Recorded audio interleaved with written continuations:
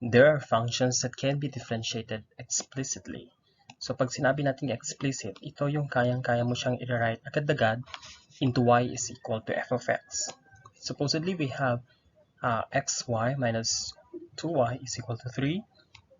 Pwede natin siyang i-write. Okay? Therefore, meron tayong y is equal to 3 over x minus 2. So kapag i-differentiate mo yan, it is as easy as using the quotient rule. Immediately, that is explicit. But there are functions wherein nahihirapan tayong i-write, okay, such that ilabas mo yung y is equal to f of x. And because of these cases, there is what we call implicit differentiation.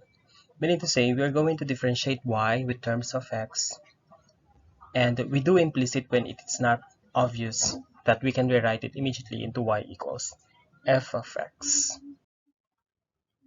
So in implicit differentiation, to find dy over dx, we have to think of a variable y as a differentiable function of the variable x. Now differentiate both sides. So take note, we are going to differentiate both sides of the equation using the chain rule if necessary, and we're going to solve for dy over dx after differentiating the both sides. So ibig sabihin, we are combining like terms and then we're able to get now dy over dx. We have to take note that the derivative of y is y prime or dy over dx. So kapag i-differentiate mo ang 4y, that is 4 times dy over dx. And the derivative of y squared is 2y using the power rule, 2y, and then chain rule, derivative of y is dy over dx. Okay, let's try this. Now let us get the derivative of x squared plus y cubed. So the derivative of x squared using the power rule is 2x. And the derivative of 3y using the power rule, we have 3y raised to 3 minus 1. And the derivative of y chain rule is dy over dx. We have to multiply that. And getting the derivative of 10 here is 0. So we have to plus or add. So we have 2x plus 3y squared times dy over dx is equal to 0. So ilipat natin ng 2x. So meron tayong negative 2x here. And we have 3y squared times dy over dx. Now we're ready to get dy over dx, so we have to divide both sides by 3y squared. Therefore, our answer, the derivative of y with respect to x, is negative 2x over 3y squared.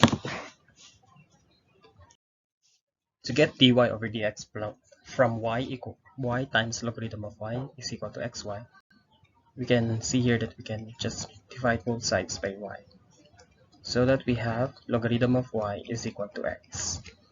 We differentiate both sides.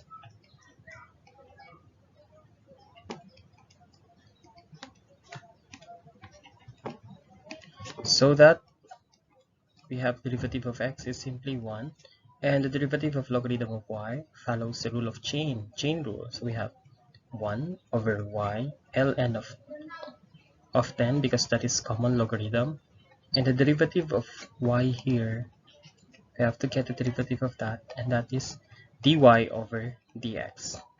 Therefore, dy over dx is now equal to cross multiply, that is simply y ln of 10.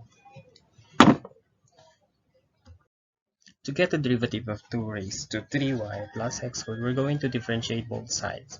Okay, so the derivative of the first side is equal to 2 raised to 3y ln of 2, that's the exponential rule, and derivative of 3y is still, we still have times 3 times dy over dx, plus the derivative of x squared is equal to 2x, and the derivative of y is equal to dy over dx. Okay, so ilipat natin ng 2x, we have negative 2x, and combine yung parehong may dy over dx.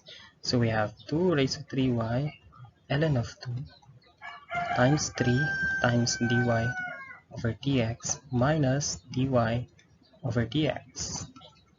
Okay, now factor it out, labas ang dy over dx. So multiply that 2. So we have 3 times 2 raised to 3y ln of 2 minus 1 is equal to negative 2x.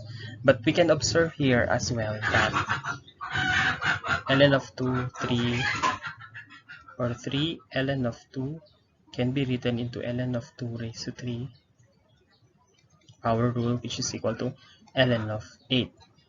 Therefore, we can now have 2 raised to 3y ln of 8 minus 1 times dy over dx is equal to negative 2x. So dy over dx is now equal to negative 2x over 2 raised to 3y ln of 8 minus 1. So for us to have a positive denominator here, okay, itong negative, ang mangyari dyan, dy over dx is equal to positive 2x. Okay, multiply natin ng negative 1 ang numerator at denominator. So magbabaliktad lahat ng sides. So we have positive 2x over 1 minus 2 raised to 3y ln of 8. Also, if you did not make use of 3 ln of 2 here, then it is just okay. The derivative of the left here, sine xy, is equal to cosine xy times the derivative of xy. Derivative of the numerator, the first factor is 1 times the second factor is y, plus the derivative of the second factor is dy over dx times the first factor x. So multiply that into y plus x times dy over dx, and the derivative of y is dy over dx. Therefore, if we distribute cosine xy, so we have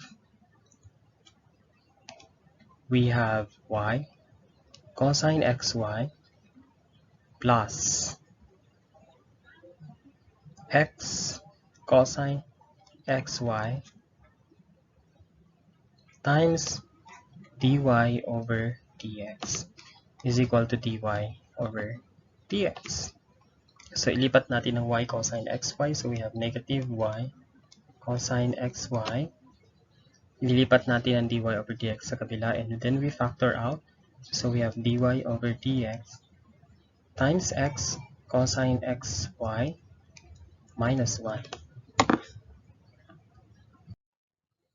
So our dy over dx here, divide both sides by x cosine xy minus 1. We now have negative y cosine xy over x cosine xy minus 1.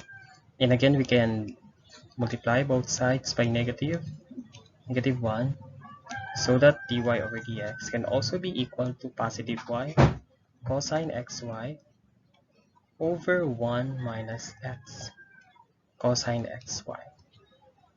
So you can just do that, multiply both sides by negative 1, the numerator and denominator by negative 1, so that you can have a positive numerator. Next, we get the derivative of xy squared. So we have x, so we can separate x and then y squared, the two factors. Derivative of y squared is 2y times dy over dx plus y squared, second factor, times the derivative of the first factor is simply 1. Derivative of y is dy over dx, and derivative of negative 2 is 0. So that is simply dy over dx. Okay, so we have 2xy times dy over dx plus y squared. Lipat natin ang y squared, so we have negative y squared is equal to 2xy times dy over dx minus dy over dx. Factor out. bring out dy over dx. So dy over dx times 2xy minus 1 is equal to negative y squared. Okay? So ano mangyayari dito? Dy over dx is equal to negative y squared over 2xy minus 1. So, ang gagawin natin dito, pwede natin multiply na negative 1 numerator, negative 1 denominator, so that the numerator will become positive. Therefore, our final answer will now be dy over dx is equal to y squared over 1 minus 2xy. Second, okay, here the first factor, we use the product rule, so we have x first factor, y squared second factor. Derivative of y squared is 2y times dy over dx. And the derivative y squared multiplied natin sa first factor, derivative niya is simply 1. Okay, that is the first term. Minus. Sa second term tayo, bring out 2. You have x here, y. Derivative ng y ay dy over dx. Plus, derivative ng x ay 1. So, y plus 1. We just use the product rule. Derivative of 2 is simply 0. So, we have here 2xy times dy over dx plus y squared minus 2x dy over dx plus, that will be minus 2y is equal to 0. So, ilipat natin lahat ng walang dy over dx. We have 2y minus y squared. And then, itong dalawang ito na may dy over dx, we factor it out. Ilabas ang dy over dx. So, we have 2xy minus 2x. Therefore, dy over dx will now be 2y minus y squared over 2xy minus 2x.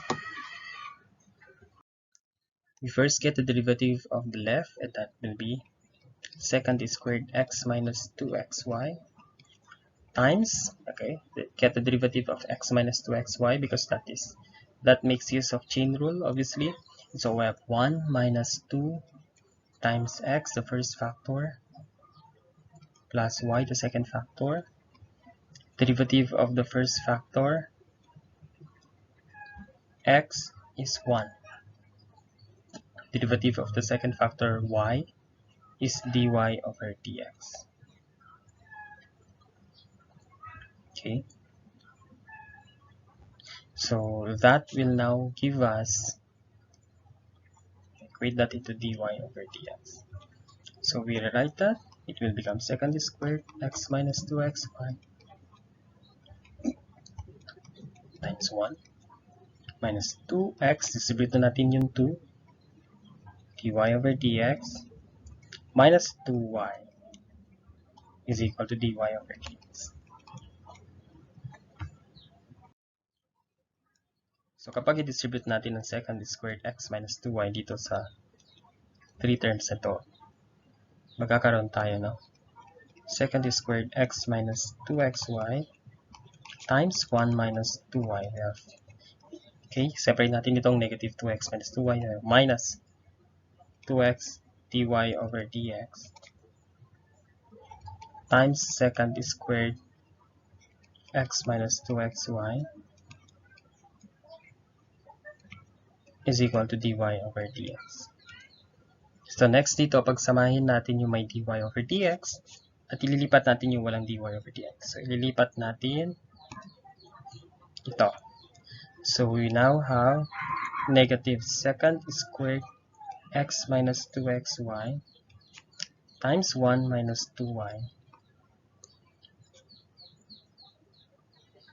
Okay, and samahin natin yung may dy over dx. So meron tayong, and i-factor out na natin agad-agad. So we have dy over dx.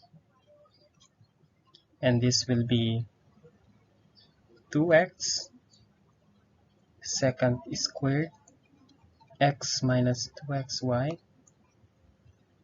Saan yun galing? Dito. but that is negative, so we need to have here negative. So kapag ililipat natin itong si dy over dx, diba magiging negative siya here. So ibig sabihin, we need to have minus 1. Here, minus 1. So this one, pwede natin yan i-rewrite. Unahin natin isulat ang 1 minus 2y. So meron tayong 1 minus 2y, recognizing the negative here, times second squared x minus 2xy. And then yung nasa kabila naman, i-rewrite natin, we have negative 1 minus 2x.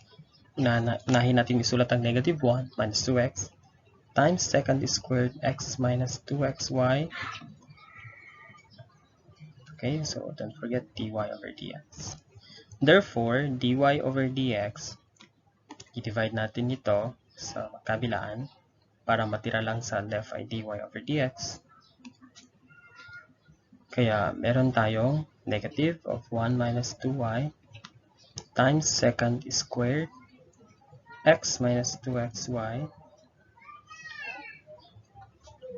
divided by 1 minus 2x second squared x minus 2xy. So what's next? Ito negative. Okay, so this must be minus negative. I-multiply natin ang numerator by negative 1, denominator also by negative. Bakit natin gagawin? Wala naman siyang epekto kasi negative divided by negative is positive. Or should I say negative 1 divided by negative 1 is simply positive 1, so there is no effect. So that our final answer will now be dy over dx is now equal to 1 minus 2y enclosed times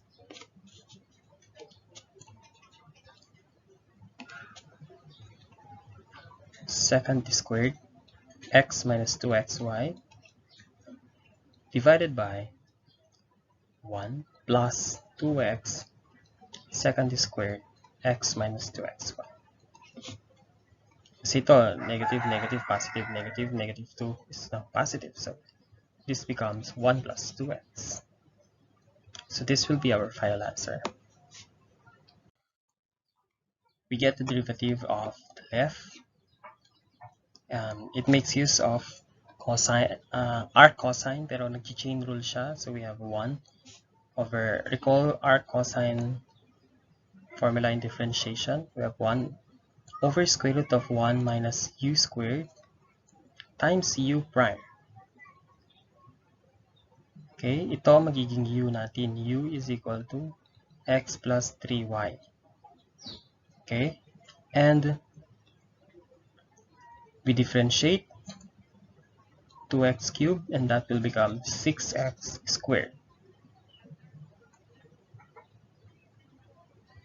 Now we have negative 1 over square root of 1 minus x plus 3y